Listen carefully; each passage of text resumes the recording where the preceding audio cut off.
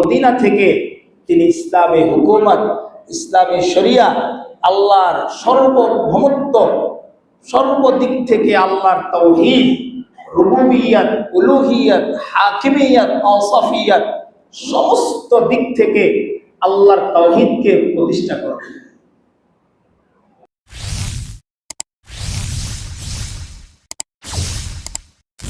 একজন ইমানদার, একজন মুমিন, একজন তাওহীদবাদী সে কিভাবে হকের উপর থাকবে, কিভাবে সে হকের উপর অটল অবিচলতার সাথে মৃত্যু পর্যন্ত তার জীবনটা কাটাতে পারে, সেই হক সম্পর্কে আলোচনা চলছে। গত জুমায় আমি আলোচনা করেছিলাম মানুষ হককে প্রত্যাখ্যান করার কারণসমূহ। মানুষ কেন হককে প্রত্যাখ্যান করে?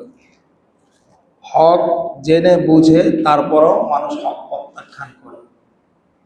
এর 4 নম্বর কারণ নিয়ে আলোচনা হয়েছিল। 4 নম্বর কারণ ছিল দুনিয়ার স্বার্থ, দুনিয়ার মোহ, দুনিয়ার লোভ লালসা, বিভিন্ন পজিশন, সম্পদ, দুনিয়ার খ্যাতি, দুনিয়ার বিভিন্ন রকমের প্রলোভন, এগুলোর কারণে মানুষ হক থেকে বিচ্যুত হয়ে যায়। হক সে মানতে পারে না, হক সে গ্রহণ করতে পারে না।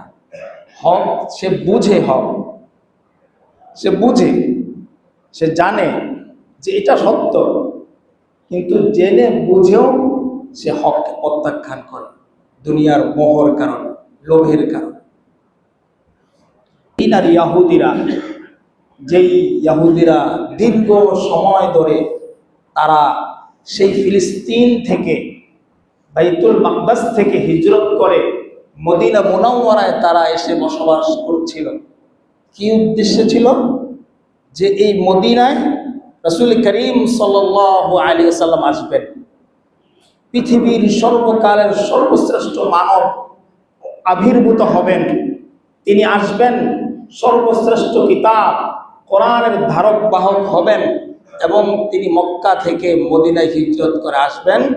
আসার পর এই মদিনা থেকে তিনি ইসলামী হুকুমত, ইসলামী শরিয়া, আল্লাহর সর্বভৌমত্ব, সর্বদিক থেকে আল্লাহর তাওহীদ, রুবুবিয়ত, উলুহিয়ত, হাকিমিয়ত, আওসাফিয়ত, সমস্ত দিক থেকে আল্লাহর তাওহীদকে প্রতিষ্ঠা করেন। এগুলা সব তারা জেনেছে। কোথায় জেনেছে? কথা বলেন।